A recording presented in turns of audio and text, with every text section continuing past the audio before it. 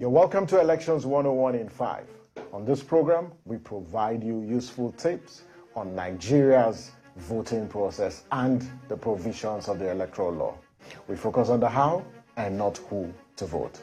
This program is brought to you by YIGA Africa and supported by the UNDP. My name is Samson Itodo. Let's get started. How can you prevent overvoting in your polling unit is our topic of the day.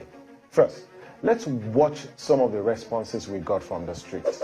Because of overvoting means the population support the one where they like to support to win the election. To rig the election, that is overvoting. That is one thing I understand about the overvoting.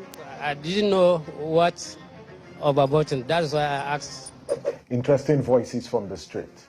So, according to the 2022 Electoral Act, overvoting occurs where the total number of votes cast at a polling unit exceeds the total number of accredited voters. The consequence of overvoting is a cancellation of votes.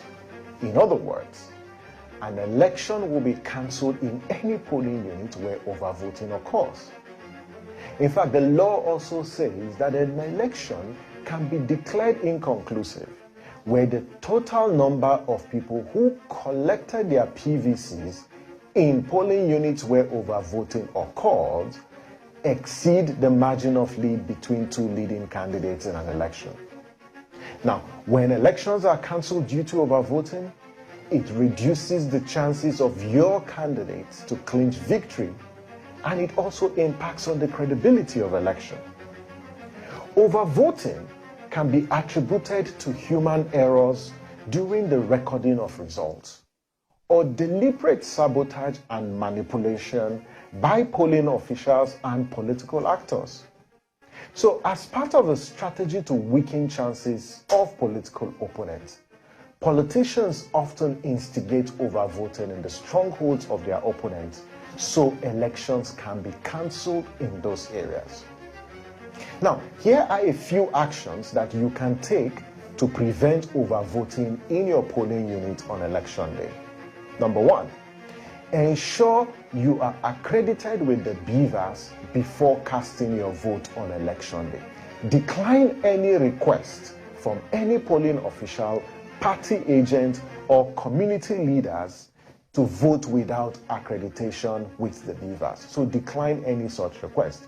Also insist that no voter should vote without undergoing accreditation with the BVAS. Remember, no accreditation, no voting, and INEC has said no manual accreditation in the 2023 elections. Number two, be vigilant to ensure each voter in your polling unit is issued the required number of ballot papers. So for the February 25th election, which is the Presidential and National Assembly election, each voter would receive 3 ballot papers, 1 for the presidential, 2 for the senatorial elections, and 3 for the House of Reps. While on March 11th, voters in 28 states will receive 2 ballot papers, 1 for the governorship and 2 for state House of Assemblies. While voters in the outstanding 8 states where governorship elections will not be holding will be issued 1 ballot paper for state House of Assemblies. And for the FCT, there are no state House of Assembly elections, there are no local government elections, so there will be no election in the FCT on March 11th. Number 3, verify that the BVAS allocated to your polling unit has 0 figures in the field for accreditation before the commencement of accreditation and voting on election day. This is very important. You need to verify before accreditation and voting commences. Number 4, at the end of voting and counting of ballot papers, ensure the polling official takes the actual number of accredited voters on the BVAS and record the same figure on the result sheet, and that's the form EC8A. Number 5, ensure the polling official transfers the accreditation figures as recorded on the BVAS and the result sheets for the polling units. Ensure those 2 important figures and information are transferred simultaneously to the INEC election results viewing portal. And that's Elections 101 in 5.